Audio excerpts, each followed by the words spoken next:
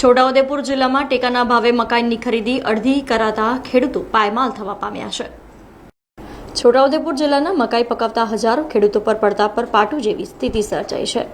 સરકાર દ્વારા ટેકાના ભાવે મકાઈની ખરીદીની મર્યાદા અચાનક ઘટાડી દેવાતા ખેડૂતો ભારે મુશ્કેલીમાં મુકાયા છે।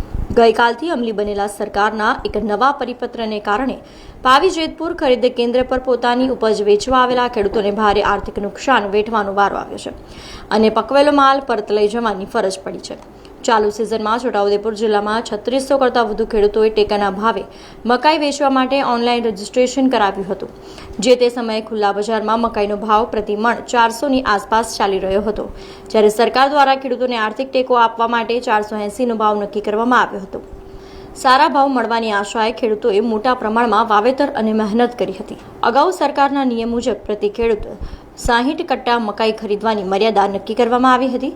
ખેડૂતો આ મર્યાદા મુજબ પોતાના વાહનોમાં મકાઈ ભરીને પાવી જેતપુર ખાતે આવેલા સરકારી ગોડાઉન પર પહોંચ્યા હતા, પરંતુ ગઈકાલથી સરકારે અચાનક નવો પરિપત્ર જાહેર કરીને ખરીદીની મર્યાદા 60 કટ્ટાથી ઘટાડીને સીધી 30 કટ્ટા કરી દીધી છે।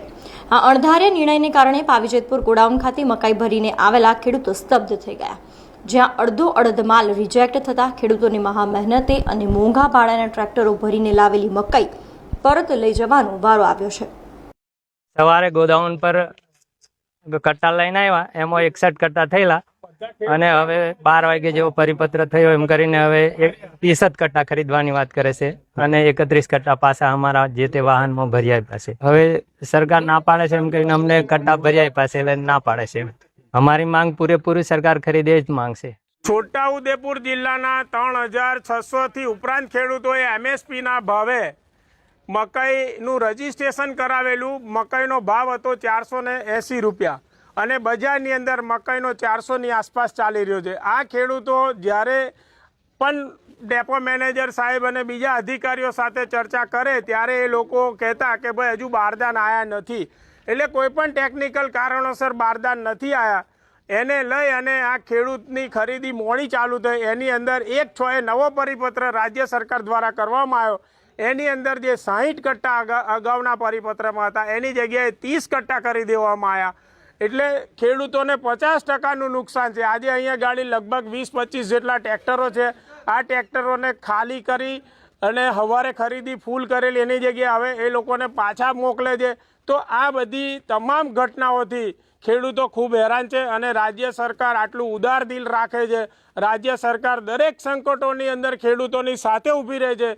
તો અમારી ભારતીય જનતા પાર્ટીના સક્રિય સદસ્યની નાતે હું રાજ્ય સરકારને વિનંતી કરું છું, છોટાઉદેપુર જિલ્લાના ખેડૂતો વતી, કે આ પરિપત્ર મોટું બંધ રાખી અને પરત ખેંચે અને આ ખેડૂતોને 2 પૈસા આ સમયે મળે એવું કરવા માટે માનનીય મુખ્યમંત્રી શ્રી ભૂપેન્દ્ર પટેલ સાહેબ અને માનનીય કૃષિ મંત્રી શ્રી જીતુભાઈ વાઘાણી સાહેબને અમારી 2 હાથ જોડીને વિનંતી છે કે આ પરિપત્ર પરત ખેંચાય અને તમામ ખેડૂતોનો માલ પૂરો લેવાય એવી જ અમારી માંગણી છે।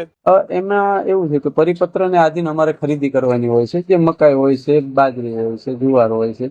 પરિપત્રથી પર જઈને લોગિન સિસ્ટમમાં એવી પ્રોબ્લેમ થાય કે આપણે વધારાની જે કોઈ પરિપત્રથી પર જઈને ખરીદી કરીએ તો પણ એ લોગિન નહીં થતું અને એક્સેપ્ટ નહીં થતું। તો પહેલા જે આપણે હતો 112 કટ્ટા લે એક ખેડૂત દીઠ, હવે એની અંદરથી સુધારો કરવા નવો પરિપત્ર આજનો અમારા ખાતા દ્વારા જાણ કરવામાં આવી છે કે પરિપત્રથી પર તમે ખરીદી કરી નહીં શકો, કે 1500 કિલો આપણે એક ખેડૂતની ખરીદી કરવી છે।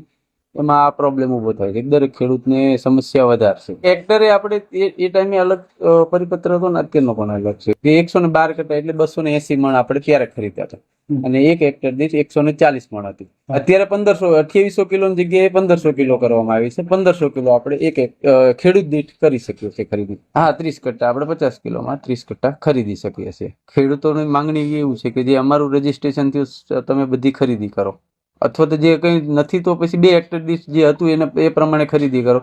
પણ નાનો ખેડૂત હોય એના માટે તો ઠીક છે, પણ અમુક 629 ખેડૂતોને આપણે રજીસ્ટ્રેશન થયેલું છે। તો દરેક ખેડૂતને કે વરસાદનો ટાઈમ છે, પરેશાની વધારશે, તો પછી તમે બધે અમારી જેટલી મકાઈ છે હેક્ટર દીઠ 2 હેક્ટર દીઠ તો પણ ખરીદી કરો, અથવા તો અમને કંઈ બીજો ઓપ્શન આપીને થોડોક વધારો કરો। 30 કટ્ટા માટે થઈને 1500 કિલો માટે થઈને ખેડૂતની વધારે પરેશાની।